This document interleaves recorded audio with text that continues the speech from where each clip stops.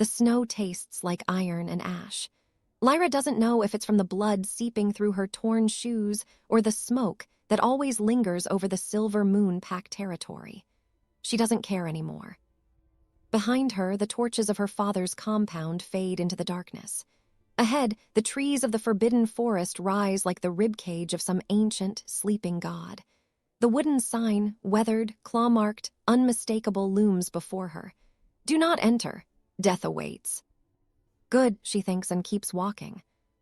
Her 18th birthday was supposed to change everything. She was supposed to feel the mate bond, that sacred connection the elders whispered about. Instead, she felt her father's hand shoving her toward a scarred, leering alpha who smelled of whiskey and violence. She'll do, the stranger had said, looking at her the way one examines livestock. She'll serve you well, Alpha Cade replied, pocketing the blood money. Lyra's feet crunch through the snow. Each step takes her deeper into the forest where even the bravest warriors refuse to go. The stories say the trees themselves are hungry, that the Alpha King who rules here is more monster than man, collecting the bones of trespassers to build his throne. She hopes those stories are true. She hopes it's quick. The cold is a knife now, cutting through her thin cloak. Her legs give out. She collapses into the snow, and it receives her like an old friend.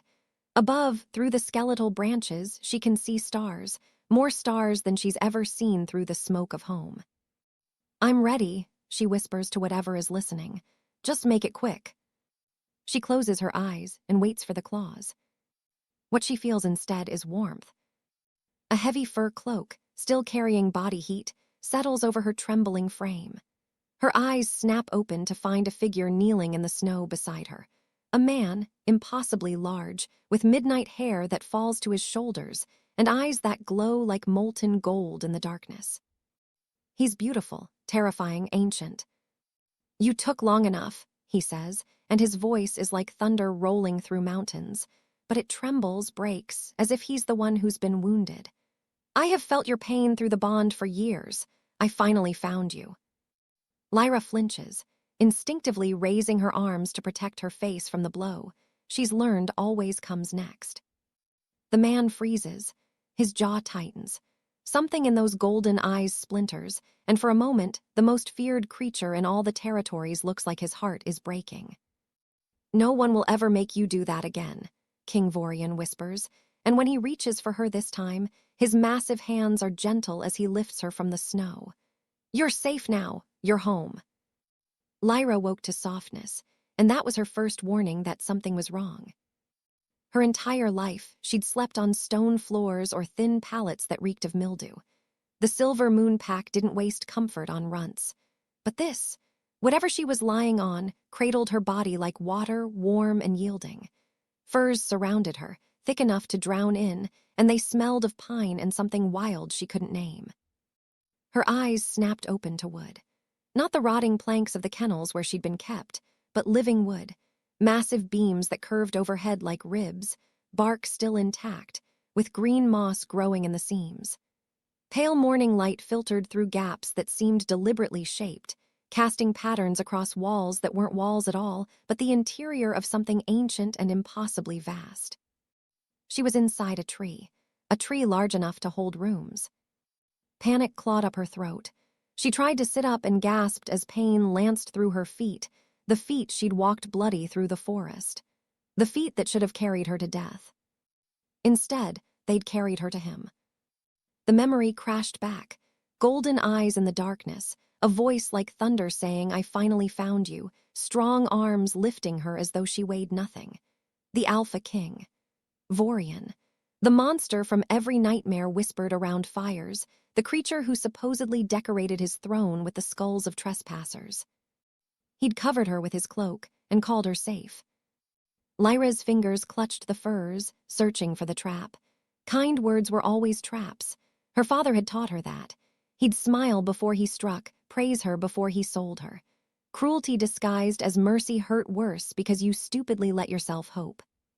She forced herself upright, biting back a whimper as her ravaged feet touched smooth wooden floorboards. Someone had cleaned her wounds, bandaged them with strips of soft cloth that smelled of herbs. There were clothes folded on a chair beside the bed, real clothes, not rags. A simple dress in deep forest green, clean and whole. The door opened. Lyra's body reacted before her mind could catch up. She dropped to her knees, head bowed, arms wrapped over her skull, the position that sometimes made the beatings shorter. Her heart hammered against her ribs so hard she thought they might crack. "Easy." The voice was female, low and careful. "Nobody's going to hurt you here." Lyra didn't move. The promise meant nothing. Everyone hurt her eventually. "My name is Sage," the woman continued. Footsteps approached, deliberate and slow. "I'm the fortress healer. I treated your feet last night. They'll be tender for a few days, but they'll heal clean." When Lyra still didn't respond, the woman, Sage, sighed softly and set something down with a gentle thunk. "I've brought you breakfast. The king requests your presence when you're ready, but there's no rush. Take your time." The footsteps retreated. The door closed with a quiet click. Lyra waited, counting her breaths the way she'd learned to do when locked in dark spaces. When she reached 100 and nothing terrible happened, she finally lifted her head. A tray sat on the small table near the window. Steam rose from a bowl, carrying scents that made her stomach clench with desperate hunger. Bread. Real bread, not moldy scraps. Something that looked like porridge with honey drizzled over it. Sliced fruit, apples, she thought, though she'd only seen apples from a distance, never tasted one. And meat, God's actual meat, cooked and seasoned. It was a test. It had to be. They'd poison her or snatch it away the moment she reached for it, laughing at her presumption. But her body didn't care about tests or traps. Lyra crawled to the table, too afraid to stand, and pulled herself up to reach the tray. Her hands shook as she grabbed the bread, tearing off a piece and shoving it into her mouth. The taste exploded across her tongue, butter and salt and warmth. She sobbed around the mouthful, stuffing more in, her manners forgotten.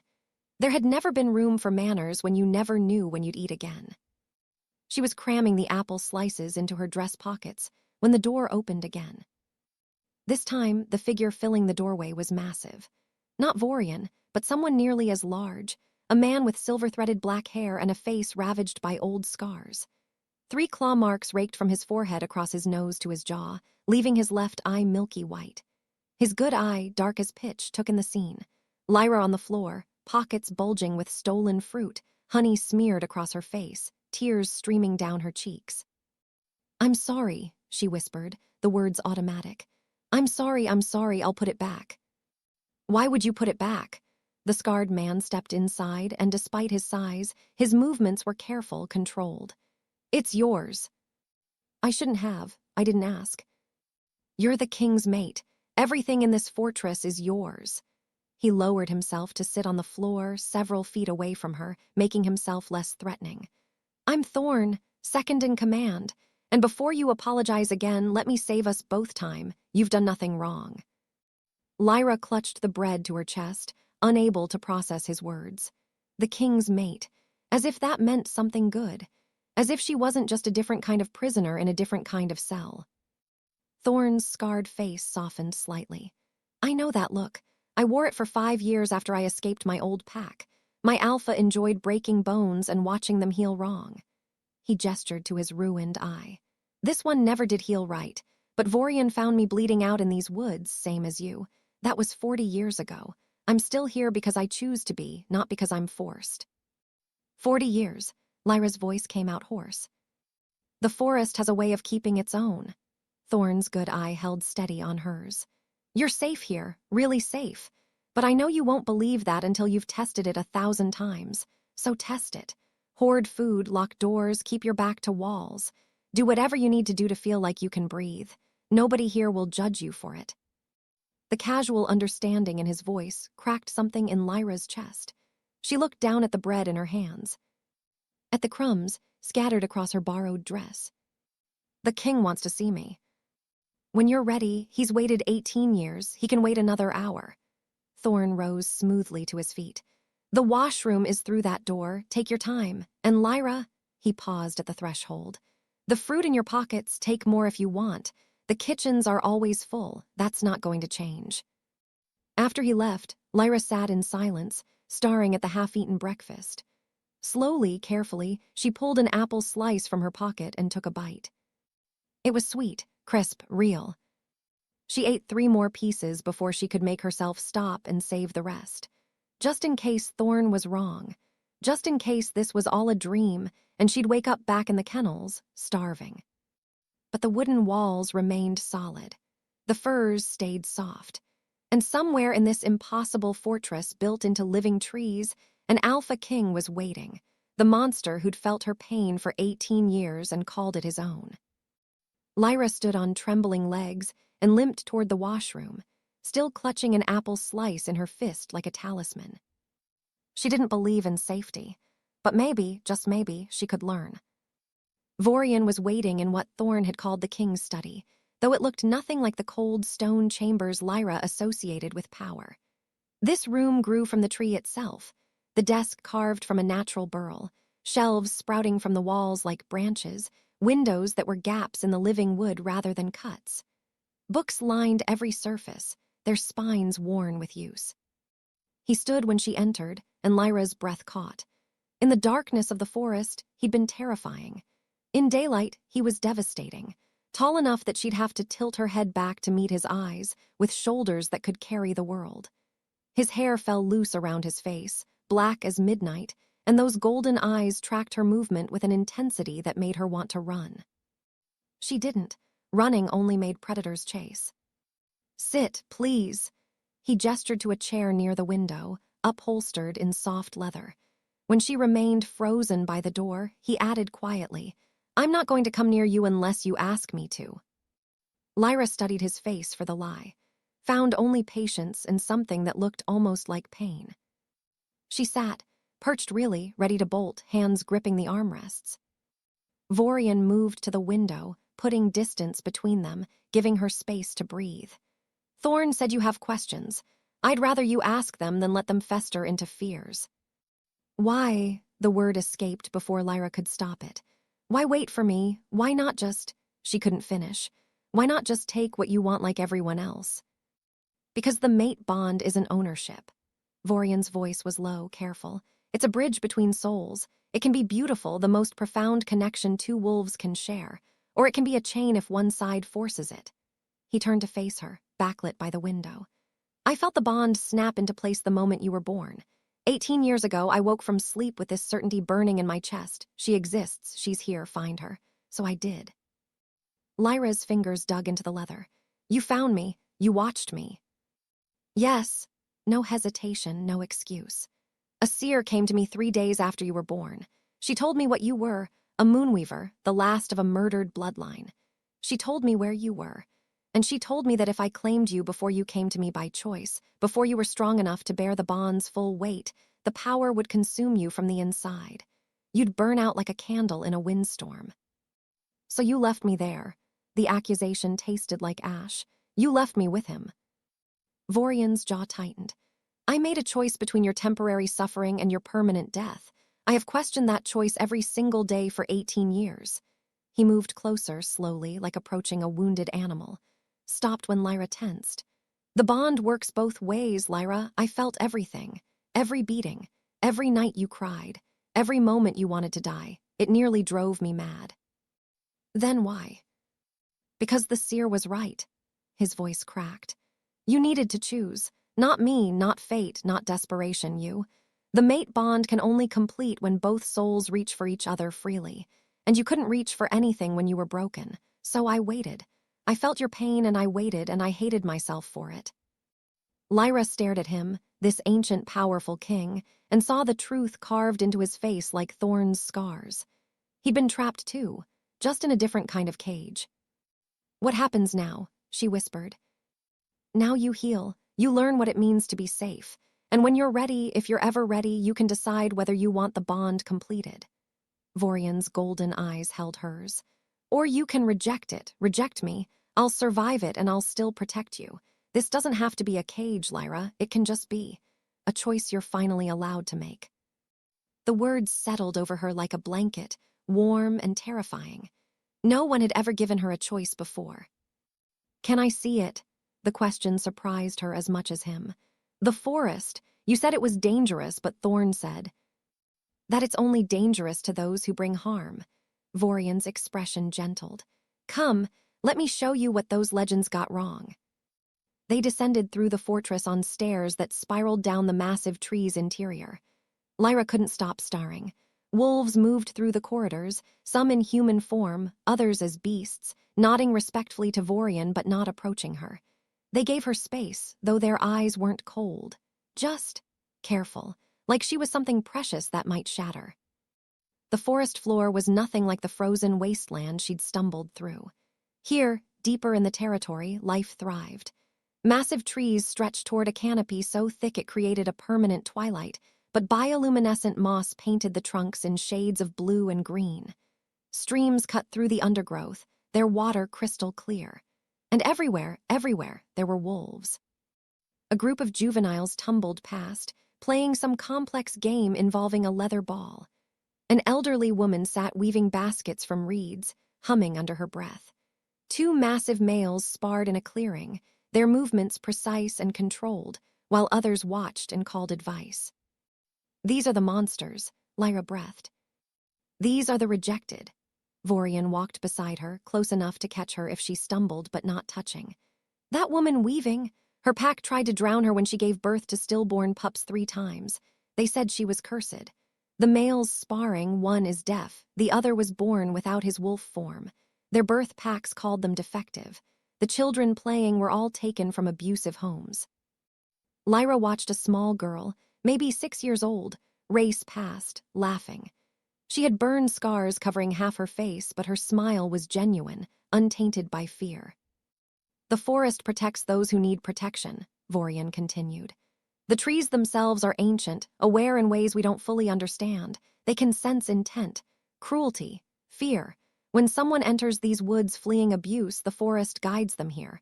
But when someone enters hunting, seeking to harm, he gestured to a tree whose trunk was blackened and twisted. The forest fights back. I thought I'd die here. Lyra's voice was small. You would have if you'd come seeking death out of cruelty to yourself. But you came seeking escape from cruelty. The forest knew the difference. He paused beneath a massive oak, its branches spreading like protective arms. This place is a sanctuary, Lyra. For the broken, the different, the ones the world threw away. You're not a prisoner here, you're home. Home, the word was foreign, sharp-edged. Lyra had never had a home, only places she was forced to stay. A wolf pup bounded up to them, tiny, fluffy, with oversized paws, and dropped a pinecone at Lyra's feet. It yipped excitedly, tail wagging. She wants you to throw it, Vorian said, and something in his voice was almost amused. Lyra looked down at the pup, then at the pinecone. Slowly, she bent and picked it up. The pup vibrated with anticipation. She threw it. Not far, her arm was weak from years of poor nutrition, but far enough. The pup exploded after it, tumbling over her own feet in excitement, then raced back and dropped it again. Something unfamiliar bloomed in Lyra's chest. Light, warm, fragile as spider silk but real. She threw the pinecone again. The pup retrieved it. Again.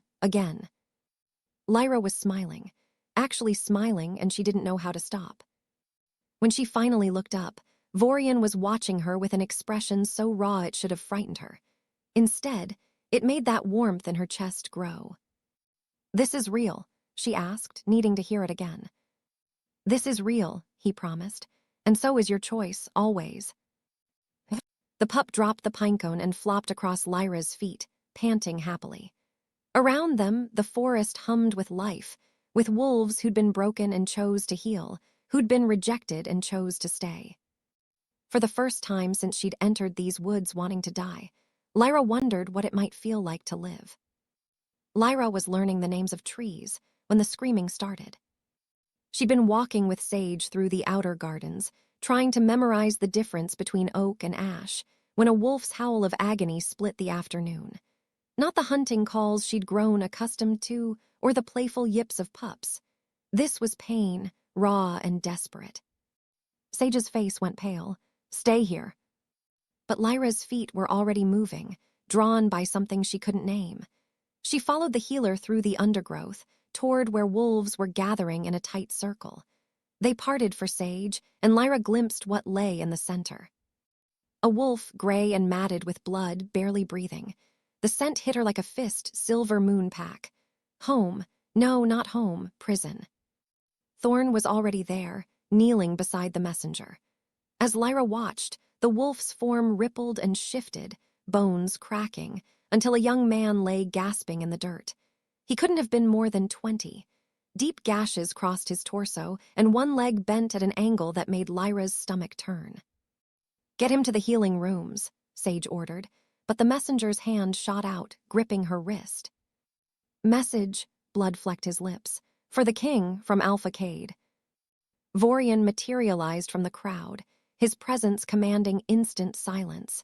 He crouched beside the wounded wolf, and his voice when he spoke was gentle despite the fury Lyra could see building behind his eyes. "I'm listening." "He says," the messenger coughed, crimson staining his teeth. "He says you have stolen property, his daughter. He wants her returned by the new moon or he starts killing hostages. 3 families, 15 wolves. He's locked them in the old granary with silver chains." Lyra's world tilted. 15 wolves. People she'd grown up with, probably. The weak ones, the ones Cade considered expendable, just like he'd considered her expendable. "He did this to you." Vorian's question was soft, dangerous. "To make sure you believed him." The messenger's laugh was wet, broken. "I'm his nephew. He said if family means so little to him, you'd know he meant what he promised." Sage barked orders and wolves rushed forward with a stretcher. As they carried the messenger away, Lyra felt every eye turn toward her. The weight of their stares pressed down like physical hands. "No," Vorian's voice cut through the murmurs before they could start. "Whatever you're thinking, no." But Lyra was already stepping forward. "I'll go back."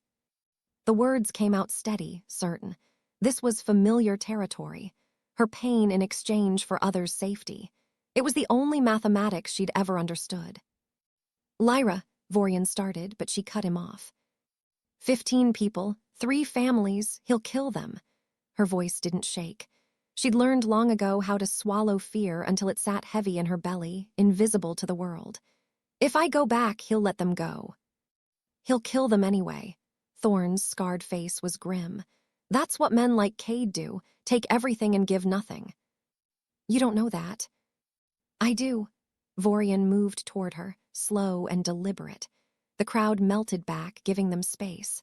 "I know men like your father. They don't honor bargains. He'll take you and keep the hostages, use them as leverage to make you compliant. Or he'll kill them in front of you as a lesson. Or he'll release them only to hunt them down one by one for sport." Lyra's hands clenched into fists. "So what? We just let them die." "We save them." Vorian's golden eyes blazed. "But not by sacrificing you." "Why?" The question exploded out of her, sharp with frustration she'd been holding back for days. "Why do I matter more than 15 other people? I'm nobody. I'm worthless." "Stop!" The command in Vorian's voice froze her mid-sentence. "Don't you dare use his words. Don't you dare measure your value by the lies of a man who never deserved you." "But they'll die. And that will be on him, not you." Vorian closed the distance between them, and for the first time since that night in the forest, he reached out and gripped her shoulders. His touch was firm but careful, giving her room to pull away if she needed. She didn't. "Listen to me, Lyra. You are not responsible for your father's cruelty. You are not a bargaining chip. You are not property to be returned."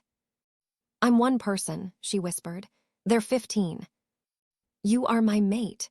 His voice dropped, rough with emotion. "You are a moonweaver, the last of your line.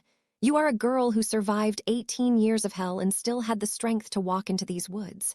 You are worth everything, and I will burn the world down before I let him have you back." Tears blurred Lyra's vision. She wanted to believe him. Gods, she wanted to believe that she mattered, that her life had value beyond what she could endure. But the faces of those hostages haunted her. She'd known hunger, chains, fear. She couldn't sentence others to the same. "There has to be another way," she said. "There is." Vorian released her shoulders and turned to address the gathered wolves. "We go to war. Thorn, send runners to every pack within 3 days' travel. Tell them Alpha Cade of Silver Moon has violated the Sanctuary Accord by threatening refugees under our protection. Any who stand with us will have the forest's favor. Any who stand with him will face the forest's wrath." The crowd erupted in motion. Wolves shifted and raced off in different directions. Thorn began barking orders about weapons, supplies, defensive positions. Lyra stood frozen in the chaos, watching Vorian transform from the careful, patient man who'd given her space into something else entirely. A king, a warrior, someone who commanded armies with a few words. He caught her staring, and his expression softened fractionally. "We'll leave at dawn, strike before the new moon, get the hostages out first, then deal with Cade. And if it's a trap, it's definitely a trap." A grim smile touched his lips. "But he's made a critical mistake. He thinks I'm like other alphas, that I'll negotiate, posture, play political games. He doesn't understand what I am." "What are you?" Vorian's eyes flashed gold, and for a moment, Lyra saw the monster from the legends. Not cruel, but absolutely merciless. "I'm the thing that protects the desperate from the cruel, and I'm very, very good at it." He strode away to join Thorn, immediately immersed in tactical discussions. Lyra watched him point to a map someone had spread across a fallen log, his hands moving with decisive precision. Every wolf that approached him received orders and dispersed immediately. But she noticed what the others didn't: the tension in his shoulders, the way his jaw clenched when he thought no one was looking, the minute tremor in his fingers when he touched the map near where Silver Moon territory was marked. He was terrified, not of the fight, of losing, of failing to save those hostages, of what it might do to her if people died because of her. Sage appeared at Lyra's elbow, her healer's bag already packed. "He'll get them out," she said quietly. "I've seen him pull off impossible rescues before. He doesn't lose people, not if he can help it." "And if he can't help it?" Sage's expression was grave. "Then we'll all share that weight together. That's what pack means." Pack, another word Lyra didn't fully understand. At Silver Moon, pack had meant a hierarchy of suffering, everyone scrambling to avoid being at the bottom where she'd lived. Here, it seemed to mean something else entirely. A young wolf approached with a leather bundle, bowing slightly. "The king requests you wear this tomorrow, for protection." Lyra unwrapped it to find armor, light leather reinforced with some kind of metal that shimmered in the fading light. Made for her size, her frame. "I'm not a fighter," she said. "No," Sage agreed. "But you're about to ride into battle anyway. Vorian won't leave you here unguarded, and he won't leave you in the fortress where Cade might send a strike team. So you'll stay close to him, and you'll wear armor, and you'll learn very quickly what it means to be a queen." Queen, the word was as foreign as home had been. Lyra clutched the armor and watched Vorian directing his wolves with the calm efficiency of someone who'd done this 100 times before. Watched him hide his fear behind duty. And she wondered if this was what love looked like, someone willing to go to war rather than let you sacrifice yourself, someone who saw your value even when you couldn't. It terrified her more than anything her father had ever done. The training yard was a clearing where ancient trees formed natural barriers, their roots creating uneven terrain that Thorn said would teach her balance. Lyra stood in the center at dawn, wearing clothes that actually fit and boots that didn't leak, holding a practice staff that felt impossibly heavy in her hands. "You're gripping it like it's going to fly away," Thorn observed. He moved around her in a slow circle, his scarred face impassive. "Relax. The weapon is an extension of your arm, not a snake trying to bite you." Lyra forced her white-knuckled fingers to loosen. Everything in her body screamed to stay small, stay meek, don't draw attention. Learning to fight felt like painting a target on her back. "I can hear you thinking." Thorn stopped in front of her. "You're wondering why you need this. You're thinking if you just stay quiet and invisible, maybe the violence will pass you by." She flinched at the accuracy. "How'd that work for you before?" His tone wasn't cruel, just matter of fact. "Violence doesn't avoid the meek, Lyra. It seeks them out. Predators hunt the weakest prey." The words triggered something, a memory rising like bile. She was 9, maybe 10. She tried to make herself invisible in the corner of the packed dining hall, but her father had spotted her anyway, his boots crossing the floor, the casual backhand that split her lip. This is what happens when you forget your place. Her place had been beneath notice, beneath contempt, beneath mercy.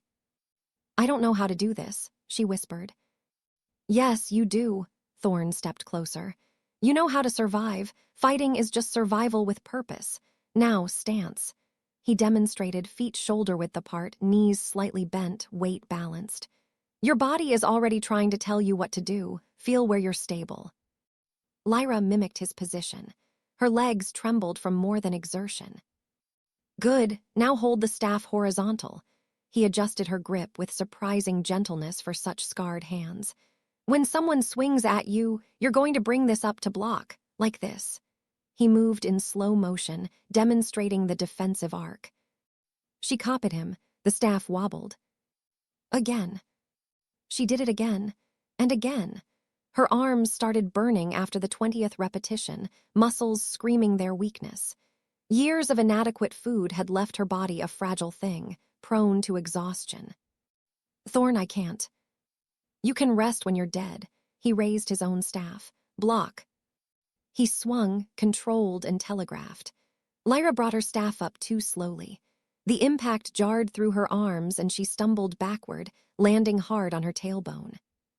The pain was nothing compared to the shame. She was pathetic, useless, everything her father had always said she was. Get up. Another memory, 13 years old, carrying water buckets that were too heavy. She tripped on the uneven kennel floor, spilling half the contents. Her father's second-in-command had beaten her with a rod until she couldn't stand, then kicked her when she fell. Get up! Weaklings don't deserve rest. She'd gotten up. She always got up, because staying down meant worse. Lyra, Thorne's voice cut through the spiral. Where are you? She blinked, finding herself still on the ground, arms wrapped around her knees. Thorne crouched a few feet away, giving her space. In the past, she managed. Come back to the present. You're safe here. The worst thing that happens in my training yard is bruises and exhaustion. He paused.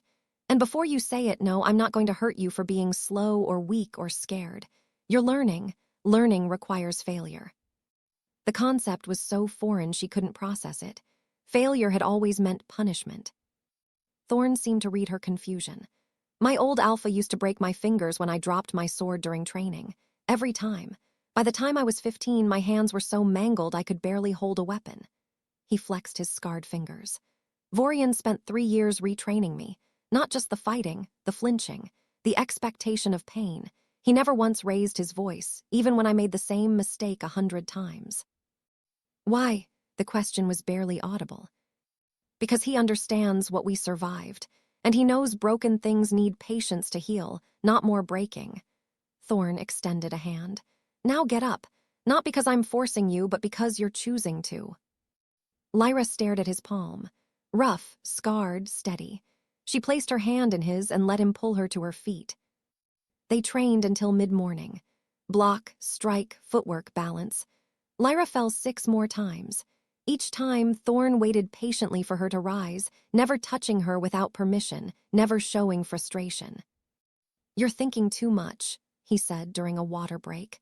Your body knows how to react. Your mind is getting in the way. My body knows how to cower. Your body knows how to survive impossible odds. That's different. He demonstrated a defensive sequence. Try this. Don't think, just move. She tried, failed, tried again. On the 3rd attempt, something clicked. Thorne swung and her staff came up to meet it, not perfectly, but fast enough. The impact sang through the wood, but she held her ground. Again, he said, and there was approval in his voice. They moved faster. Block, counter-strike, pivot.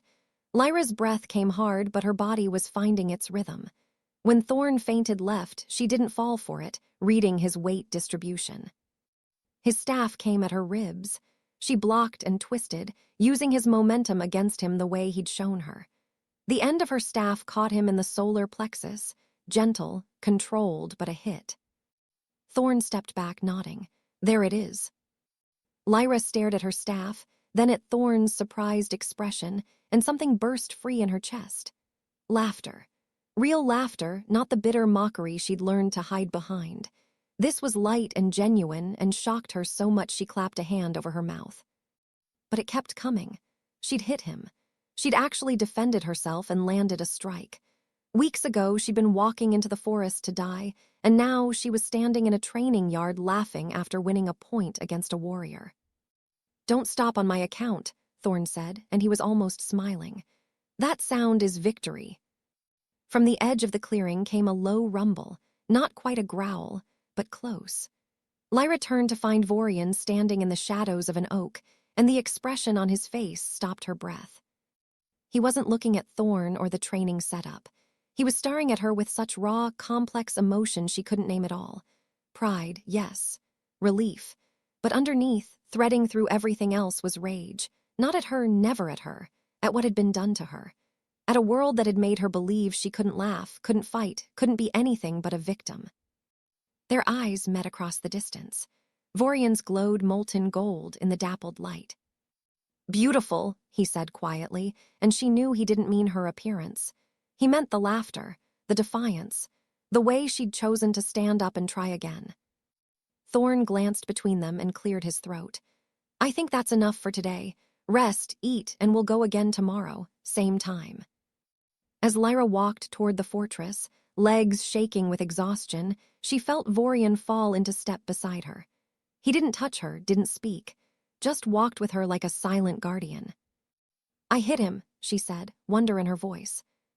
"You did. You'll hit harder tomorrow." There was satisfaction in his tone. "By the time we face Cade, you'll be strong enough to stand at my side, not behind me, beside me." The distinction felt monumental. That night, when Lyra examined her bruises in the mirror, she saw something different than the marks her father used to leave. These were proof she'd fought, proof she'd tried, proof she was learning to be something other than prey. She pressed her fingers to the darkening spots on her forearms and smiled. The moon rose like a silver coin through the canopy, and Lyra's skin began to burn. She stood in a clearing Vorian had brought her to, far enough from the fortress that she wouldn't feel watched, close enough that help could come if needed. Not that help would matter. You couldn't save someone from their own inadequacy. "It's going to hurt," Sage had warned her that morning, pressing a bundle of soft clothes into her hands. "First shifts always do, but you're stronger than you think." Lyra wasn't strong. 18 years without shifting had left her wolf dormant, stunted. Her father had taken perverse pleasure in that detail. "Even your wolf knows you're worthless," he'd say, watching the other young wolves shift with ease while Lyra remained stubbornly human. Now the moon's pull was undeniable, dragging something wild and desperate to the surface. Her bones felt wrong, like they were trying to reshape themselves from the inside out. "Breathe." Vorian's voice came from somewhere to her left. He'd given her space, disappeared into the shadows to shift privately. Respectful even now. "Don't fight it, let your wolf come." Let it come to what? To prove she was broken, that even her most basic nature had been twisted beyond function. The pain spiked. Lyra gasped and dropped to her knees as her spine arched involuntarily. This was worse than any beating, worse than hunger or cold. This was her body tearing itself apart and rebuilding wrong. A whimper escaped her throat, human sound from a human mouth that was already changing. Then she heard it, a howl deep and resonant cutting through her panic. Not commanding, not impatient, just there, steady as stone. Vorian's wolf calling to hers. Something in Lyra's chest answered. The shift took her like a wave. Bones cracked and reformed. Muscles tore and reknit. Her vision blurred, then sharpened into something crystalline and strange. Scents exploded across her consciousness, earth and moss and living wood, and underneath it all, something dark and wild that made her newly formed hackles rise. When it finished, Lyra opened eyes that saw the world in silver and shadow. She was small. Gods, she was tiny, barely larger than the pups that tumbled through the fortress. Shame crashed through her even as she stood on 4 trembling legs. Of course her wolf would be as pathetic as the rest of her. Movement in the shadows. Something massive emerged from between the trees, and Lyra's wolf instinct screamed predator, alpha, danger. She backed up, ears flattening. Vorian's wolf was a nightmare-given form, easily twice her size, maybe more, with midnight black fur and eyes that burned gold even in wolf form. Ancient power radiated from him. He should have been in the legends where he belonged, not standing 3 feet away from her pitiful excuse for a wolf. He lowered his head, not in dominance, in invitation. A soft chuff escaped him, almost questioning. His tail gave a single, tentative wag. Lyra's wolf tilted its head, uncertain. The human part of her was still screaming about inadequacy and shame, but her wolf felt something else entirely. She took a step forward. Her legs were steadier than she'd expected, moving with an instinctive grace she'd never possessed as a human. Another step. Vorian remained perfectly still, letting her approach. When she was close enough, he lowered himself completely to the ground, making himself smaller, less threatening. The king of the forbidden forest, prostrating himself before a wolf the size of a large dog. Something fierce and bright ignited in Lyra's chest. Her wolf surged forward, pressing her muzzle against his in greeting. His scent wrapped around her, pine and smoke, and something wild that made her want to run, to hunt, to live. Vorian rose smoothly and turned, glancing back at her over his shoulder. An invitation. His tail swayed once before he took off into the forest. Lyra's wolf didn't hesitate. She ran. And gods, she was fast. What she lacked in size she made up for in speed, her smaller frame darting between trees that Vorian had to navigate around. The forest blurred past in streams of silver and shadow. Her paws barely touched the ground before she was pushing off again, muscles burning in the best possible way. Vorian kept pace beside her, massive and powerful, but he wasn't leading. Every time she changed direction, drawn by scent or sound or simple instinct, he followed. When she leaped a fallen log, he was there to catch her if she stumbled. When she skidded to a halt at a stream, he waited while she drank. Her wolf had never felt powerful before, had never felt like anything but a broken promise.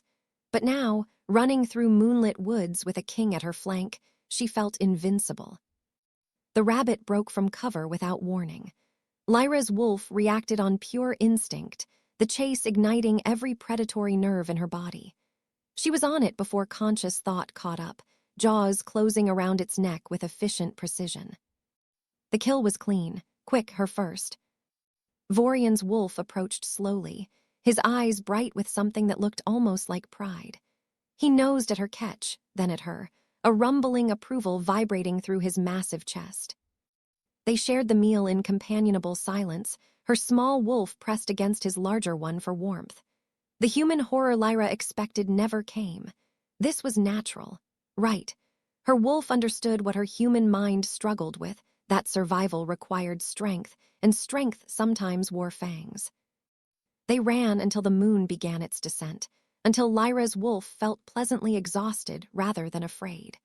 When dawn started painting the sky in shades of rose and gold, Vorian led her back to the clearing. The shift back was easier. Still painful, but her body remembered now, knew the path. When Lyra opened human eyes, she was lying in soft grass, wearing the clothes Sage had given her. And she was pressed against Vorian's chest. He'd shifted close enough to catch her when the transformation left her weak, one arm curved protectively around her shoulders. His other hand held the cloak he'd draped over both of them for warmth. His chest rose and fell beneath her cheek, his heartbeat steady and strong. She should pull away, should put distance between them. But she was so tired, and he was so warm, and for the first time in her life her wolf felt satisfied. "Your wolf is beautiful," Vorian murmured into her hair. "Fast as lightning, silver as moonlight, perfect." "Small," she countered, but there was less shame in it than there should have been. Speed over size, intelligence over brute force. His hand came up slowly, giving her time to refuse, and gently tucked a strand of hair behind her ear. "Do you know what silver fur means? What it marks you as?" She shook her head against his chest. "Moonweaver, your bloodline could speak to the moon herself, could pull power from her light. That's why Cade kept you weak. He was terrified of what you'd become. His fingers traced along her jaw, featherlight. He was right to be. Lyra lifted her head to look at him. His golden eyes were molten in the dawn light, searching her face like she held answers to questions he'd been asking for 18 years. "I'm not afraid," she whispered, and meant it. For the first time, looking at him didn't trigger the urge to flee or freeze. "Of me," his voice was rough, careful, "or of this?" "Either, both." She reached up tentatively, touching the corner of his jaw where dark stubble shadowed his skin. "I should be, shouldn't I? You're dangerous." "To everyone but you." He turned his head slightly, pressing into her touch like a wolf seeking affection. "I would burn the world for you, Lyra, but I would never burn you." The words settled into her bones like truth. She'd spent 18 years learning to recognize lies, the false promises, the manipulation disguised as kindness. This wasn't that. This was raw and real and terrifying in its honesty. She leaned closer, watched his eyes darken, watched him hold himself perfectly still as she erased the distance between them, giving her control, letting her choose. When she kissed him, it was tentative as a question, soft and uncertain and asking permission with every movement. Vorian's response was careful reverence. His hand cupped the back of her head, supporting her, his lips moving against hers with devastating gentleness. No demand, no taking, just offering, waiting for her to take what she wanted. She wanted more. Lyra's fingers slid into his hair and she kissed him deeper, tasting pine and smoke and something wild. His arms tightened around her, careful, always careful, but she felt the tremor in his muscles, the restraint it cost him to remain gentle. When they finally broke apart, both breathing hard, Vorian pressed his forehead against hers. "I've waited 18 years for that," he said roughly. "I'd wait 18 more if you needed me to." Lyra's laugh was breathless, disbelieving. "I don't think I want to wait anymore." His smile was sunlight breaking through storm clouds. "Then we won't." The seer arrived with the fog, materializing from the mist like something conjured rather than real. Lyra was in the healing gardens with Sage, learning which herbs could draw poison and which could ease pain, when the ancient woman simply appeared at the garden's edge. She was impossibly old, skin like crumpled parchment, white hair falling past her waist in a single thick braid.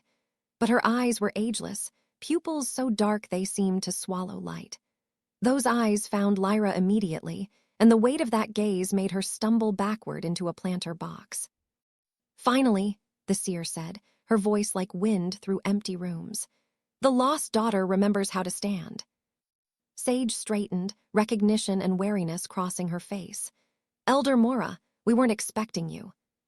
"The moon doesn't announce itself. It simply rises." The old woman moved forward with surprising grace, leaning heavily on a staff carved from white wood. She stopped 3 feet from Lyra and tilted her head, studying her the way one might examine a particularly complex puzzle. "You have your mother's eyes, your father's stubborn jaw, and absolutely no idea what you are." Lyra's throat closed. "My father." "Alpha Cade is not your father." Moira's words were flat, factual, destroying Lyra's world with the same inflection one might use to comment on weather. "He murdered your parents when you were 3 days old and claimed you as his own. A runt orphan no one would question. The perfect hiding place for a bloodline he wanted extinct." The garden tilted. Lyra's knees gave out and she sat down hard on the stone path. Not his daughter, not his blood. The man who'd beaten her, starved her, sold her, stolen her from people who might have loved her. "Why?" The word came out broken. "Because your bloodline terrified him. Terrifies all the old alphas who remember what Moonweavers could do." Moira lowered herself to sit cross-legged on the path with Lyra, joints creaking. "Your mother was Celeste of the Silver Thread line. Your father was Marcus, a warrior poet who could kill with a blade or a verse. They were bonded mates, powerful and deeply in love. When you were born under a full moon with silver in your fur, the old prophecies stirred." Sage had gone pale. "The Moonweaver prophecy, I thought it was legend." "All legends start as truth." Moira's gnarled fingers traced patterns in the air, and Lyra could have sworn she saw silver light following the movement. Moonweavers were the moon's chosen, wolves who could see the threads that bind souls together, who could heal or sever mate bonds, who could call power directly from lunar light. They kept the balance, prevented forced bonds, protected the rejected, stopped alphas from becoming tyrants. So they killed them, Lyra whispered. Killed them all. The Alpha Council did 70 years ago, declared Moonweavers too dangerous, too powerful to be allowed to exist, hunted them systematically. Moira's eyes were ancient sorrow. Your parents went into hiding when your mother became pregnant. They thought they'd been careful enough. They were wrong. The pieces fell into place with sickening clarity. Cade's constant surveillance, his obsession with keeping her weak, powerless, isolated. He hadn't just been cruel, he'd been strategic, keeping a Moonweaver suppressed under his control until he could figure out how to use her power for himself. He knows what I am, Lyra said. He suspects. The seer who told him about your birth and your bond with Vorian also warned him what you might become. Moira reached out slowly, giving Lyra time to refuse, and touched her forehead with one crooked finger.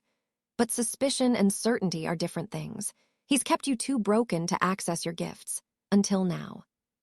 Heat bloomed where Moira's finger pressed against Lyra's skin. Not painful, but intense, like the moment before lightning strikes. The garden around them began to change, or rather, Lyra's perception of it did. Threads appeared in her vision. Thousands of them, silver and gold and every color in between, connecting everything. A delicate web wove through the fortress, linking wolf to wolf in varying degrees of brightness. Some threads were thick as rope, thorn to Vorian, bonds of loyalty and brotherhood. Others were gossamer thin, casual friendships, temporary alliances. And then she saw the mate bonds. They burned, pure light connecting souls, so bright they hurt to look at. A golden thread linked two wolves training in a distant courtyard, new mates, their bond still raw and overwhelming. A silver cord connected an elderly couple sitting by the fountain, their bond worn smooth and comfortable as old leather. And stretching between her chest and somewhere deeper in the fortress, a bridge of light so brilliant it made the others look like candle flames. White gold, pulsing with each heartbeat, alive and growing stronger. Her bond with Vorian. Lyra gasped and the vision overwhelmed her. She saw every connection in the fortress, felt the weight of them pressing against her consciousness. Too much, too bright. She was drowning in other people's emotions, their loves and loyalties and heartbreaks bleeding into her own. Breathe, Moira's voice was an anchor. You're not them, you're you. Their bonds don't define you, you witness them. Observe, don't absorb. Slowly, carefully, Lyra pulled herself back. The threads remained visible, but the crushing weight eased. She could see without being consumed. Good, Moira said, approval in her tone. You learn quickly, like your mother. Lyra looked down at her own hands and saw faint silver light dancing across her palms. Power. Real power, not the broken thing she'd always believed herself to be. Why now? She asked. Why can I suddenly do this? Because you finally have a reason to live instead of merely survive. Because you chose to walk into these woods seeking freedom. Because you've begun to heal. Moira's weathered face softened. And because your mate bond is completing. Vorian's presence is drawing out your dormant gifts. Love is awakening what fear suppressed. The white gold thread between her and Vorian pulsed as if in response to its name. Lyra studied it, not a chain like she'd feared, but a bridge. Two distinct souls choosing to build a path between them. She could see where it connected to her chest, how it hummed with potential but didn't constrain. She could walk away from it if she chose. It would hurt, probably kill him, but the bond wouldn't stop her. That's what made it beautiful, the choice to stay. Cade wants this, Lyra said slowly, understanding crystallizing. He wants to force a bond with me, use my power to control other bonds, create an army of forced mates who can't refuse him. Now you see, Moira stood with effort, and Sage rushed to help her. He's been searching for a Moonweaver for decades. When his seer told him you existed, told him you'd eventually bond with the Alpha King, he saw an opportunity. Take you back before the bond completes, break you thoroughly, and use you as a weapon. Rage burned through Lyra's veins, hot and righteous. Not just for herself, For every wolf Cade had hurt, every bond he'd tried to twist, every life he'd destroyed in his quest for power. "I won't let him." The words came out steady, certain. "No," Moira agreed. "You won't. But child, listen carefully. Power without love destroys. I've seen moonweavers drunk on their own abilities, severing bonds for sport, playing God with people's hearts. They became monsters worse than any alpha." She gripped Lyra's chin, forcing eye contact. "But love without power cannot protect. Your mother loved your father desperately, but when Cade's wolves came, love alone couldn't save them." The warning settled heavy in Lyra's chest. Two edges of the same blade, power and love, each dangerous without the other. "You must find balance," Moira continued. "Let your bond with Vorian strengthen you, but don't let it define you. Learn your gifts, but don't let them corrupt you. Become powerful enough to protect what you love, but loving enough to wield that power wisely." Footsteps approached, Vorian, drawn by some instinct or maybe the pull of their bond. He appeared at the garden entrance, golden eyes finding Lyra immediately. The thread between them flared brilliant white. He saw Moira and stopped, bowing his head respectfully. "Elder, thank you for coming." "I came for her, not you," Moira said bluntly. "Though I suppose you're part of her now, whether she likes it or not." "I hope she likes it," Vorian said quietly, his gaze still on Lyra. "But I'll love her either way." The bond between them sang. Lyra felt it resonate in her chest, saw how it responded to his words by growing fractionally stronger. This was what Moira meant, power and love intertwined, each feeding the other. She stood on shaking legs and looked at the ancient seer. Teach me everything my parents would have taught me if they'd lived." Moira's smile was sharp as broken glass. "Now you sound like a moonweaver. Very well, your training begins at moonrise. And girl," she turned to leave, then glanced back. "Your parents died protecting you. Make their sacrifice mean something. Become what Cade fears most."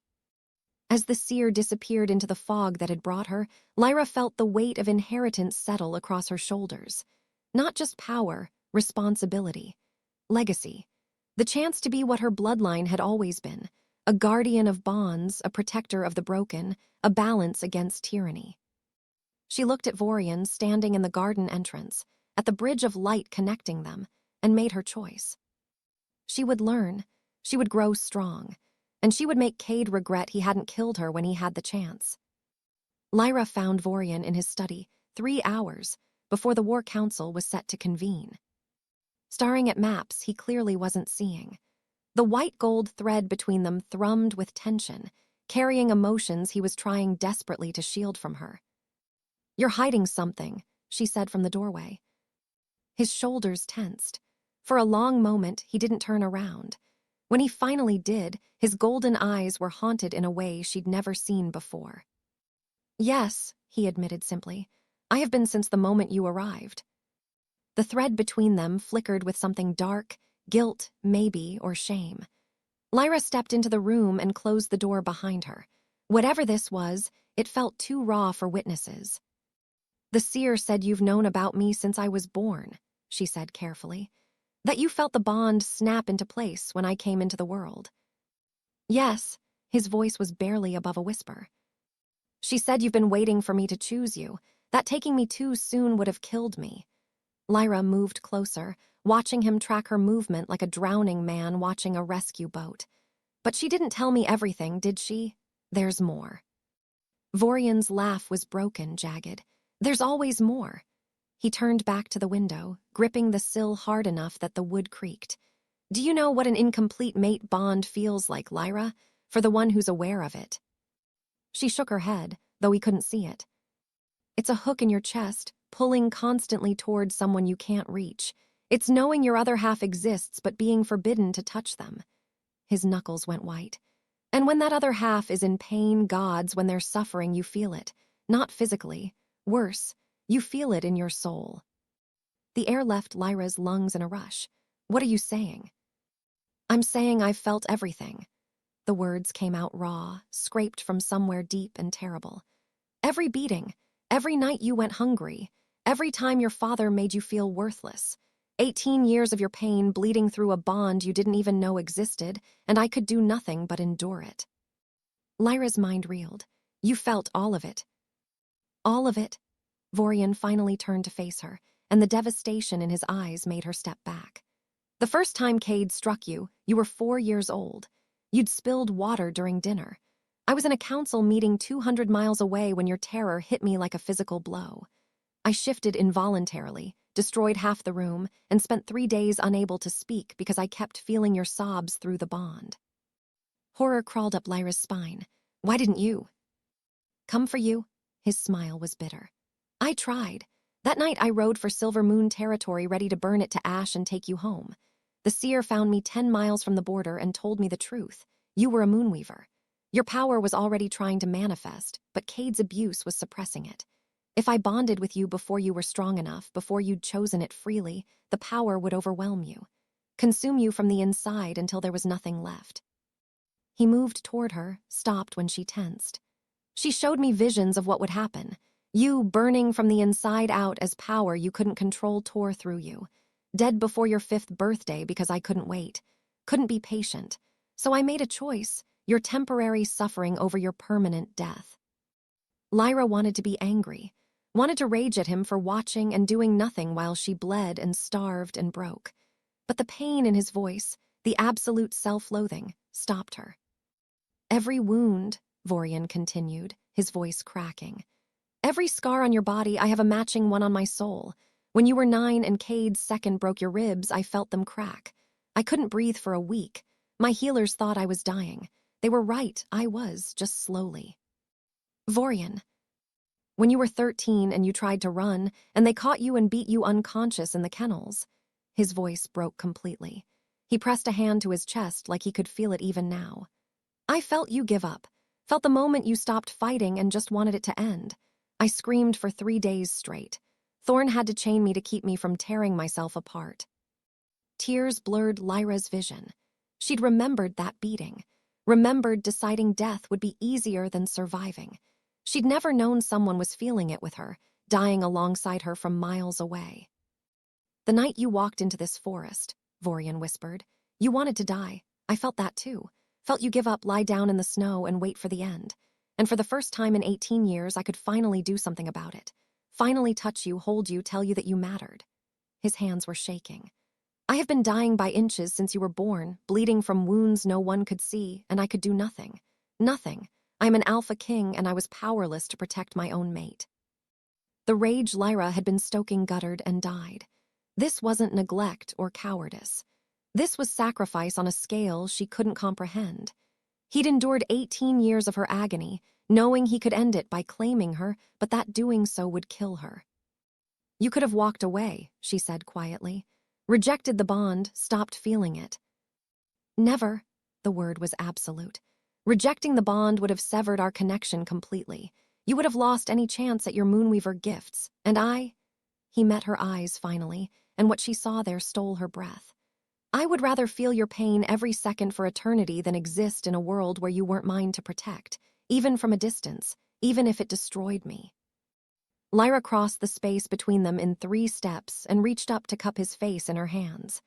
He froze, eyes wide, like he couldn't believe she was touching him willingly. I was trapped in that hell, she said, feeling the truth of it resonate through their bond. But you were trapped watching it, unable to save me. We were both prisoners, just in different cells. A sound escaped him, half sob, half laugh. His forehead dropped to rest against hers. I'm so sorry. I'm so goddamned sorry for every second you suffered. Stop, she threaded her fingers through his hair, holding him close. You made an impossible choice. You kept me alive, that's what matters. I should have found another way. There wasn't another way. Lyra pulled back enough to meet his eyes. Mora said power without love destroys. If you'd claimed me as a child, even out of love, I wouldn't have been able to choose you. The bond would have been forced, and I'd have become everything Cade wanted, a weapon without will. Understanding flickered across his face, followed by something fragile and desperate. Hope. But I can choose you now, Lyra continued. The white gold thread between them blazed brighter. I'm choosing you, Vorian. Not because fate decided it, not because you saved me, but because you loved me enough to let me be free, even when it was killing you. His hands came up to frame her face with devastating gentleness. "Are you sure? Once the bond completes, there's no undoing it. You'll be tied to me for the rest of our lives." "I know," she smiled through her tears. "I've spent 18 years with no choice about anything. This is the first real choice I've ever made, and I choose you." The kiss was nothing like the tentative exploration after the full moon. This was certainty, claiming, souls recognizing each other and crashing together like waves. Vorian's mouth moved against hers with barely restrained hunger. 18 years of longing finally allowed release. Lyra pulled him closer, desperate to erase any distance between them. When his hands slid into her hair, when his body pressed against hers, there was no fear, no flinching. Just heat and want and the overwhelming rightness of being held by someone who would die before hurting her. The bond between them ignited. Lyra felt it complete, felt the bridge between their souls solidify into something unbreakable. Power flooded through her, moon-bright and devastating, but it didn't consume her. Vorian's presence anchored it, gave it shape and purpose. She gasped against his mouth and he caught her, lifting her easily and carrying her to the couch near the window. He laid her down with reverence, following her down to bracket her body with his. "Tell me if anything is too much," he murmured against her throat. "Tell me and I stop, always." Lyra's answer was to pull him closer, to trust him with her body the way she'd learned to trust him with her heart. Every touch was a question and an answer. Every kiss erased another scar from her soul. When his hands mapped her skin, they found only worship. No pain, no taking, just two people choosing each other against impossible odds. Later, wrapped in his arms with moonlight painting silver across their skin, Lyra felt the completed bond humming between them. Steady, strong, unbreakable. "I can feel you," she whispered in wonder. "Your emotions, your presence, like you're part of me now." "I've always been part of you," Vorian murmured into her hair. "You just couldn't feel me until now." His arms tightened. "I love you. I have loved you since the moment you existed, and I will love you until stars forget how to shine." Lyra turned in his embrace to face him. "Then, let's make Cade regret he ever touched either of us." Vorian's smile was fierce and protective and absolutely merciless. "Together." "Together," she agreed, and felt the bond flare brilliant white in response. For the first time in her life, Lyra understood what it meant to be whole. The convergence grounds were ancient, a massive clearing where 7 stone pillars marked the territories of the major packs. Once every decade, all alphas were required to gather here under the blood moon's light to settle disputes, forge alliances, and maintain the fragile peace between territories. Lyra had never seen so many wolves in one place.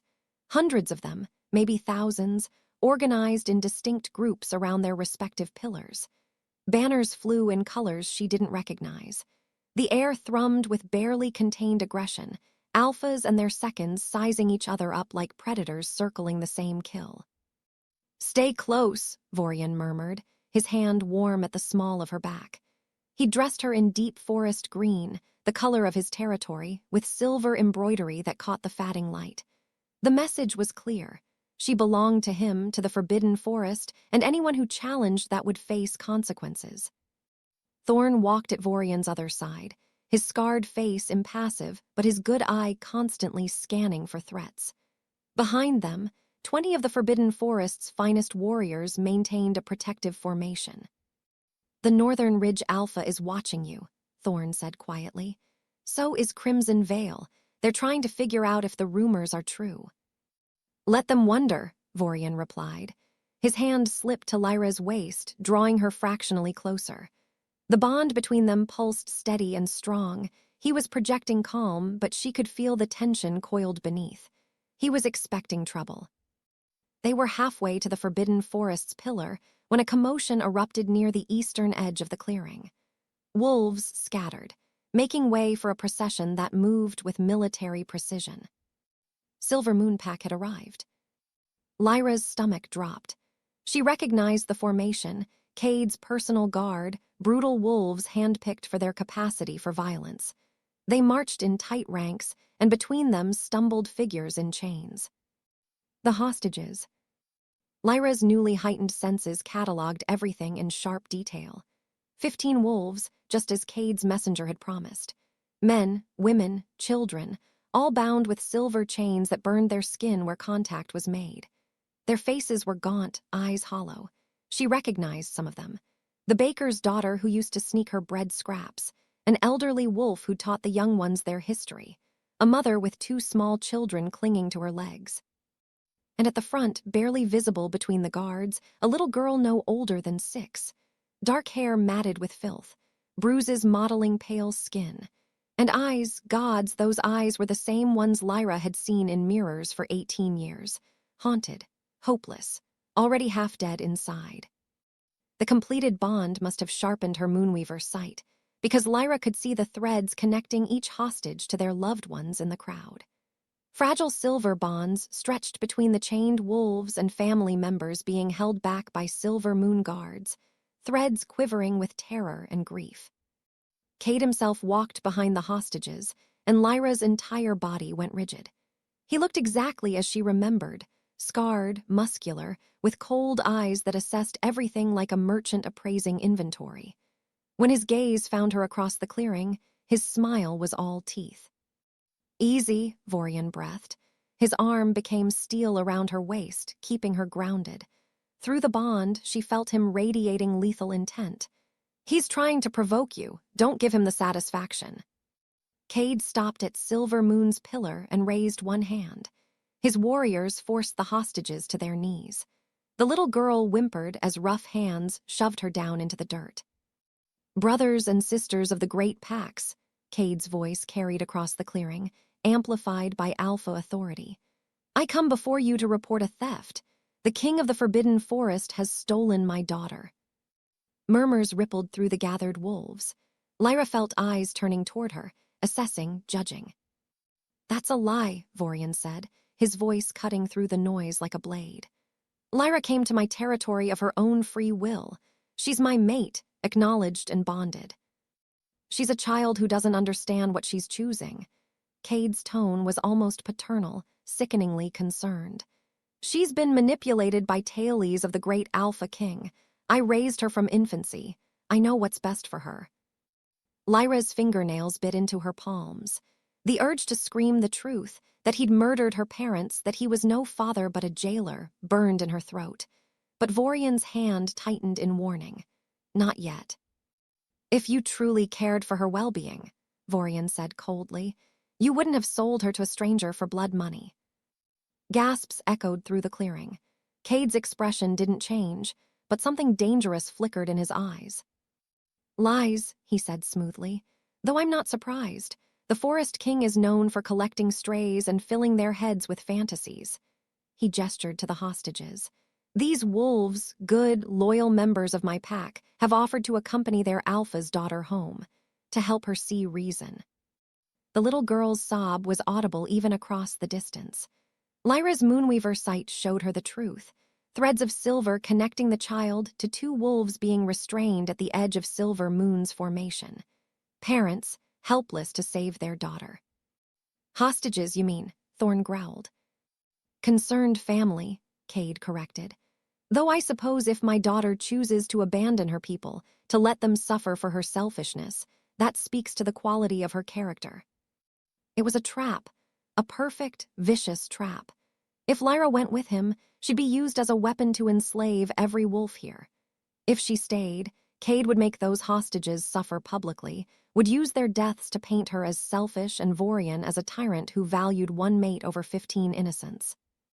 The convergence exists to settle disputes peacefully, the Northern Ridge Alpha spoke up. An older wolf with gray threading his black fur, he looked between Vorian and Cade with obvious reluctance to get involved. Surely we can find a compromise. There is no compromise with slavers, Vorian said flatly. Strong words from someone hiding behind the sanctuary accord. Cade's smile widened. These wolves left my territory willingly, following the one who abandoned them. No accord protects runaways who have broken pack law. More lies. The hostages were prisoners, not volunteers, but Cade had structured his story carefully, giving the other alphas room to stay neutral. to not risk their own packs in someone else's conflict. Lyra watched it happen in real time, alphas exchanging glances, stepping back, choosing politics over justice. The Crimson Veil alpha actually turned away, deliberately showing disinterest. Others followed his lead. Fear, they were afraid of Cade, of his willingness to do anything to win, afraid of war. And more than that, they were afraid of what Lyra represented. She could see it in the way they looked at her, the way whispers of Moonweaver and bloodlines spread through the crowd. They'd let those hostages die, rather than stand against an alpha who'd already murdered one Moonweaver family. "No one's coming," Lyra said quietly, the realization settling like ice in her stomach. "I know," Vorian replied, equally quiet. Through the bond, she felt his fury and his calculation. He was already planning the rescue, mapping out how to extract the hostages by force. How many of his own wolves would die in the attempt? Cade pulled a blade from his belt, silver, gleaming wickedly in the blood moon's light. He walked to the little girl and grabbed her hair, yanking her head back to expose her throat. The child's parents screamed. Guards held them back. "I'm a reasonable man," Cade said conversationally, as if he wasn't holding a knife to a 6-year-old's throat. "I'll make this simple. Lyra returns with me willingly before the moon reaches its peak, or I start reducing my numbers. 1 hostage per hour until she sees sense, or I run out of leverage." The blade pressed lightly against fragile skin. "Starting with the youngest. Children break so easily, don't they?" The little girl's eyes found Lyra across the clearing. In that gaze, Lyra saw herself, saw every moment she'd spent hopping someone, anyone, would save her. Saw the exact instant hope died and resignation took its place. No one would save her. No one ever saved the weak, the small, the expendable. Except Lyra stepped forward, away from Vorian's protective arm. Her Moonweaver sight flared and she saw them. Every bond in the clearing, hundreds of threads connecting wolves to their mates, their family, their pack. Saw how some threads were healthy and bright while others were twisted, corrupted by forced loyalty or fear. And she saw Cade's threads. Dozens of them, sickly gray, connecting him to wolves throughout the clearing. Not love or loyalty, these were threads of control. Wolves he'd blackmailed, threatened, or bought. His network of power laid bare before her enhanced vision. "What are you doing?" Vorian asked, tension radiating through their bond. Lyra looked at her mate, this king who'd suffered for 18 years to keep her safe, who'd given her choice and freedom and love. "Becoming what Cade fears most," she said. Then she raised her voice to carry across the entire convergence. "I'll make you a counteroffer, Alpha Cade. Release the hostages unharmed, and I'll let you keep your corrupted bonds. Keep them, and I'll show everyone here exactly what you are." Her hands began to glow silver-white. The little girl stumbled when a guard shoved her forward, and Lyra was 9 years old again. She remembered the feeling, knees hitting stone, palms scraping, the shame of being too weak to stay upright, the laughter that always followed. "Clumsy runt, can't even walk properly." In the present, Cade's guard grabbed the child by the arm, yanking her back to her feet hard enough to dislocate something. The girl's cry of pain was small, swallowed quickly. She'd learned young that screaming made it worse. Lyra had learned that lesson at 7, when she'd wailed after her father. No, not her father, never her father, had broken her fingers for dropping a serving tray. He'd broken another finger for the noise, and she'd learned to cry silently after that. Tears that slid down her face in the dark where no one could see them, where they couldn't be used as evidence of weakness. The child's face was a map of Lyra's past. Bruises in various stages of healing, yellow-green old ones, purple-black fresh ones. The kind of pattern that spoke to regular, systematic cruelty. Her left eye was swollen nearly shut. Someone had hit her recently, hard enough to leave an imprint. Lyra was 11, cowering in the kennels while her father's second circled her with a riding crop. "This is for your own good," he'd said, each word punctuated with a strike. "You need to learn your place." She'd counted the blows, 23 before he'd gotten bored and left. She'd counted because focusing on numbers kept her from screaming, from giving him the satisfaction. "Please," the little girl whispered now, the word barely audible. Not begging for freedom, she was too broken for that, just begging for it to hurt less, for it to be over faster.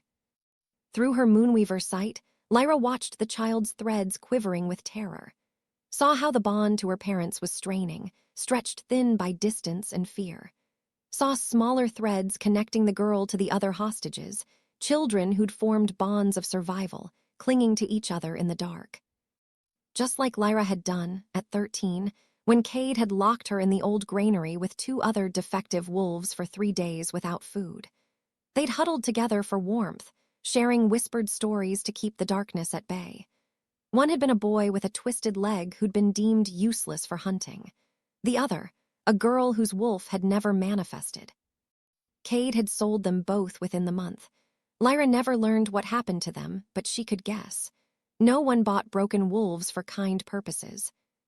Lyra, Vorian's voice cut through the memories. His hand found hers, grounding her in the present. I can see you slipping away. Come back. She turned to look at him, this powerful king who'd somehow learned to love a shattered thing. Through their bond, she felt his concern bleeding into fear. He knew what she was thinking, could feel the determination crystallizing in her chest. I have to go to him, she said quietly. No, the word was immediate, absolute. We'll find another way. There is no other way. Lyra gestured toward the hostages with her free hand.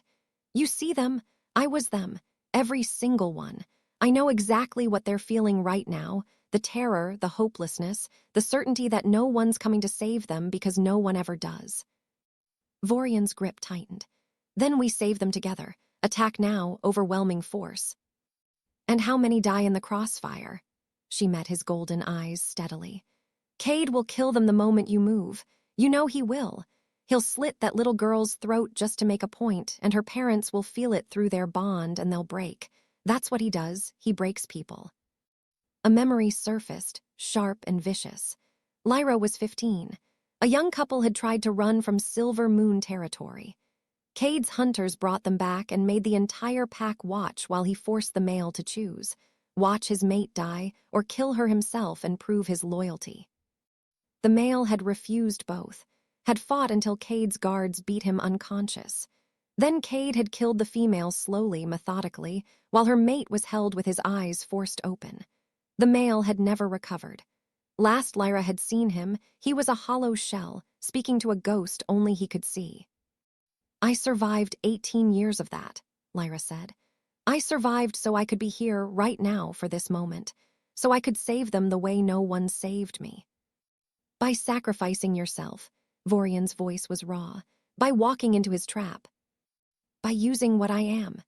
Silver light flickered across Lyra's palms. I'm a Moonweaver. I can see his corrupted bonds, all the wolves he controls through fear and blackmail. If I get close enough, I can sever those bonds. Free his entire pack from his influence in one moment. She pulled up her Moonweaver sight again, showing Vorian what she saw. Cade's web of control, gray threads stretching to wolves throughout his pack, binding them through threats against their families, their mates, their children. Each thread was a chain, and Lyra could break every single one. And then what? Vorian demanded. He kills you before I can reach you. Maybe, Lyra cupped his face in her hands. Or maybe I'm faster than he expects. Maybe I break his control and his own pack turns on him. Maybe I buy enough time for you to save the hostages. This is insane. This is the only choice that doesn't result in dead children. Her voice cracked. I can't watch another child die because I was too afraid to act. I won't become another person who looked away because it was safer. Vorian pulled her against his chest, his arms bands of steel around her. She felt his heart hammering against her cheek, felt the bond between them screaming in protest at what she was suggesting. There has to be another way, he whispered into her hair. Something that doesn't require you walking into hell. I've lived in hell, Lyra said. I know how to survive it, and this time I won't be alone. She pulled back enough to meet his eyes. You'll come for me, I know you will. I just need to stay alive long enough for you to reach me. And if you can't? The question hung between them, heavy with terrible possibility. Lyra thought about the little girl with her father's eyes, Thought about all the children she'd seen broken by Cade's cruelty.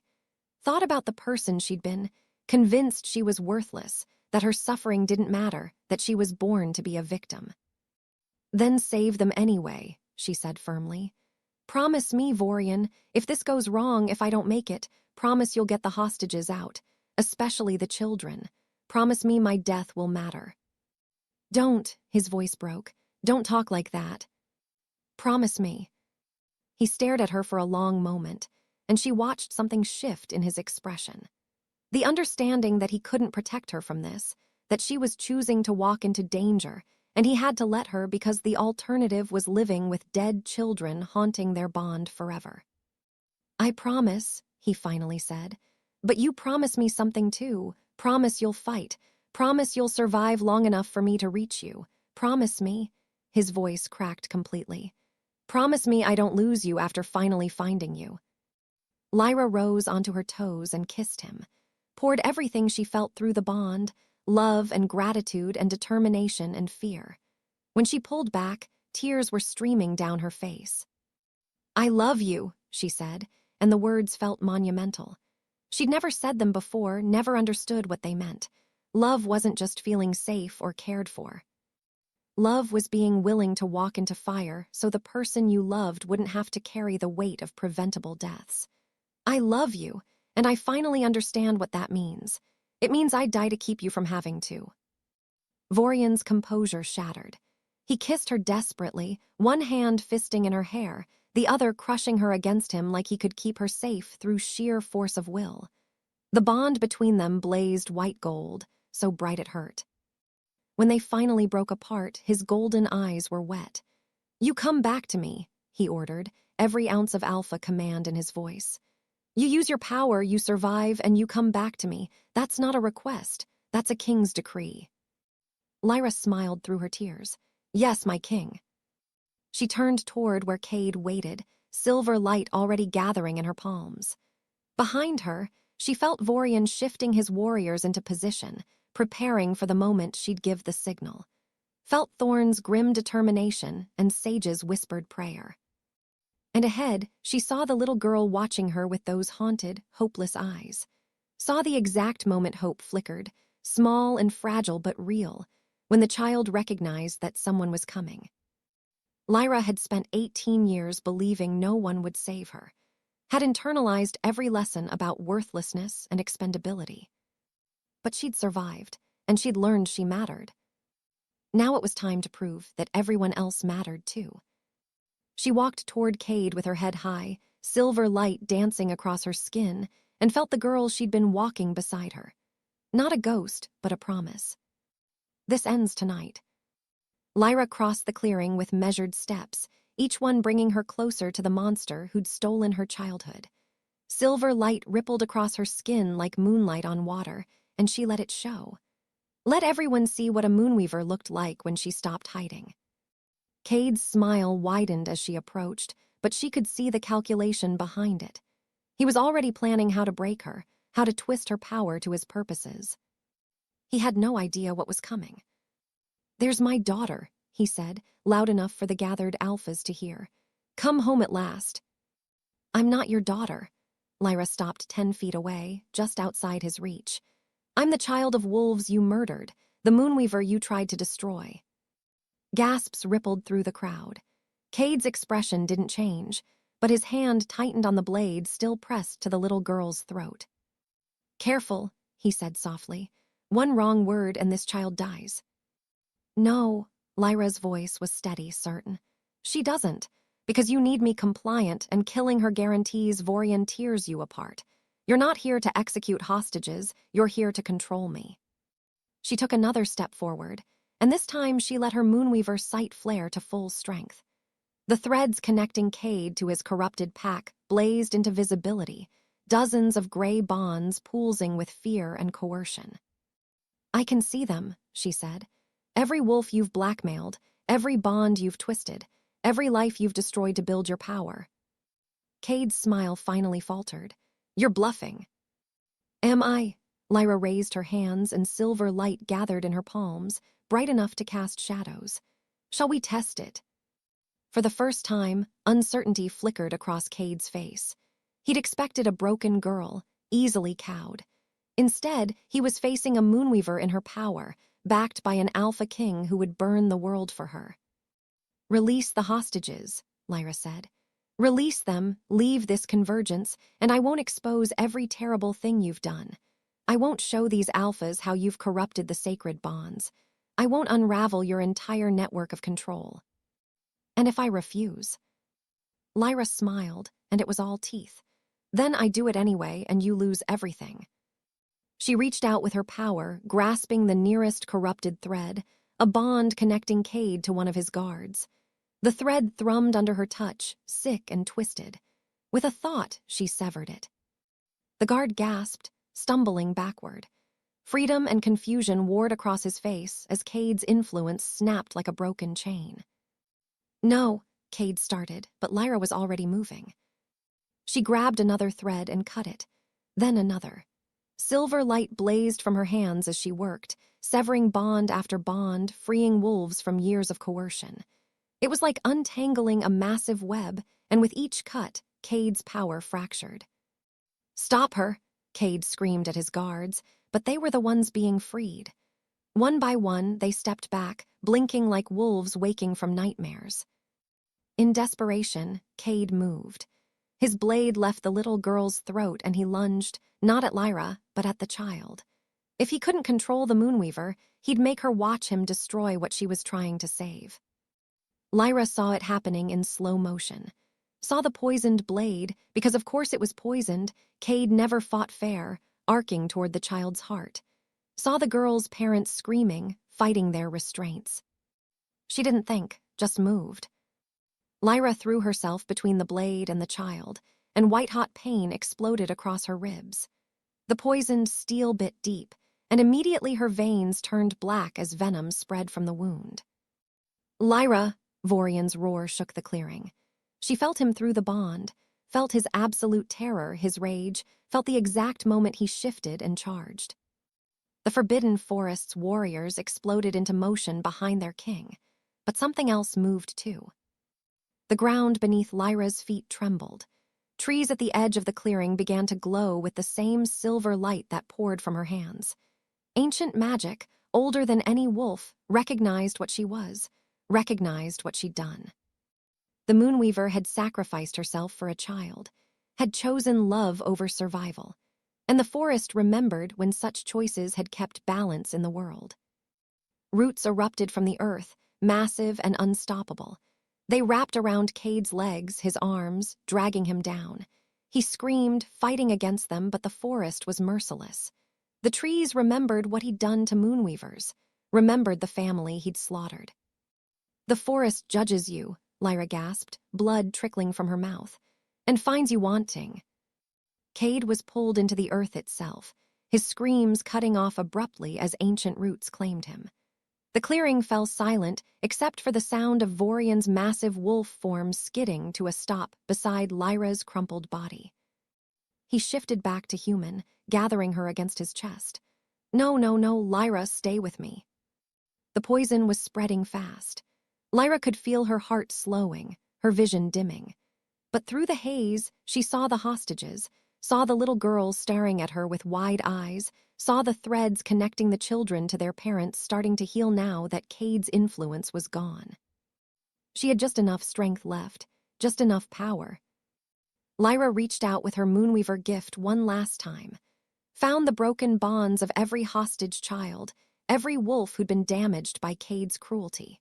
She poured her remaining light into those threads, mending them, strengthening them, giving them a chance to find real love and real family. The act should have killed her, should have drained the last of her life force. But Moonweaver magic responded to sacrifice, to selfless love. As Lyra's power flowed into the children's broken bonds, something flowed back ancient, warm, grateful. The forest's magic, the moon's blessing, the collective strength of every bond she'd healed. Silver light exploded from her chest, driving back the poison. Her wound began to close, flesh knitting together with impossible speed. The venom retreated, unable to exist in the presence of such pure, concentrated love. Vorian watched in stunned silence as color returned to her face, as her heartbeat strengthened beneath his palm. Lyra. She opened her eyes silver bright, glowing with power. I'm okay, she whispered. I'm okay. He crushed her against him, a sob tearing from his throat. Through their bond, she felt his relief, his love, his absolute conviction that he would never let her be in danger again. Around them, the convergence erupted in chaos. The hostages were being freed from their chains, parents reuniting with children, freed wolves turning on Cade's remaining loyalists. The other alphas backed away, uncertain how to respond to what they'd just witnessed. Lyra looked up at the blood moon, hanging overhead, and smiled. She'd survived. They'd all survived. And Cade was gone. 6 months later, Lyra stood at the forest's edge watching the sun set. Behind her, the fortress, no, the sanctuary, hummed with life. Wolves trained in the yard, children played tag between the great trees, and smoke from cooking fires carried the scent of dinner on the evening air. They'd opened the borders completely. Any wolf fleeing abuse, any pack outcast, any defective or worthless or broken soul could find refuge here. The population had tripled, and every week brought new arrivals. Vorian appeared at her side, sliding an arm around her waist. The Northern Ridge Alpha sent another message. They want to establish a formal alliance. Because they're afraid we'll expose their own corrupted bonds, Lyra said dryly. Probably, but I'll take motivated allies over no allies. He pressed a kiss to her temple. You've changed the world, my queen. The other packs are scrambling to clean up their acts before you turn your attention their way. Lyra leaned into him, feeling the bond between them pulse steady and strong. They'd been formally mated in a ceremony that drew wolves from every territory, binding not just their souls but their political futures. She was queen of the Forbidden Forest now, and that title carried weight. Movement at the tree line caught her eye. A figure emerged from the shadows, small, limping, desperate. A girl, maybe 14, with matted hair and eyes that had seen too much. Blood stained her torn clothes, and silver burns marked her wrists where chains had been. Lyra knew that look, had worn it herself not so long ago. She pulled away from Vorian and walked toward the girl, moving slowly so as not to frighten her. When she was close enough, Lyra unfastened the warm cloak from her shoulders, the same one Vorian had given her that first night, and wrapped it around the trembling girl. You're safe now, Lyra said gently, the words Vorian had once spoken to her. You're home. The girl stared at her, disbelief and desperate hope warring in her expression. I heard stories about a queen who saves broken wolves, about a sanctuary where no one hurts you. The stories are true. Lyra smiled and offered her hand. Come, let's get you fed and warm. Tomorrow we can start healing. As she led the girl toward the fortress, Lyra glanced back at the forest. In the fatting light, she could see dozens of wolves going about their evening routines, training, laughing, simply existing without fear. She saw the little girl she'd saved at the convergence playing with a group of pups, her bruises long healed, her smile genuine. Saw Thorn teaching combat to a class of former victims who were learning to be warriors. Saw Say tending to new arrivals with gentle, patient hands. This was what she'd survived for, not just to escape her own hell, but to build a heaven for everyone else still trapped in theirs. Vorian caught up to her, resting his hand on the small of her back. Through their bond, she felt his pride, his love, his absolute certainty that this, the sanctuary, their pack, their purpose, was exactly what they were meant to create together. Another one saved, he murmured. Another one home, Lyra corrected. Above them, the moon rose full and bright, bathing the sanctuary in silver light. And in that light, Lyra wasn't just surviving anymore. She was thriving, she was powerful, she was loved. She was finally, truly home. If Lyra's story reached into your chest and grabbed hold of something tender, you're not alone. This story isn't just about wolves and magic.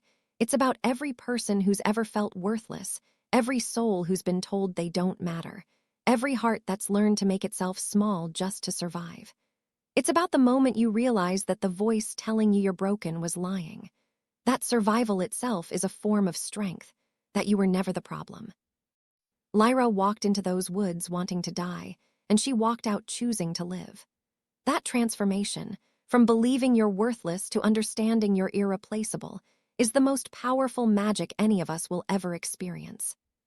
Subscribe now because you deserve stories that see you, that honor your survival, that celebrate your strength, the one where you're not the victim anymore, but the hero. Click subscribe now, and I will see you in my next story.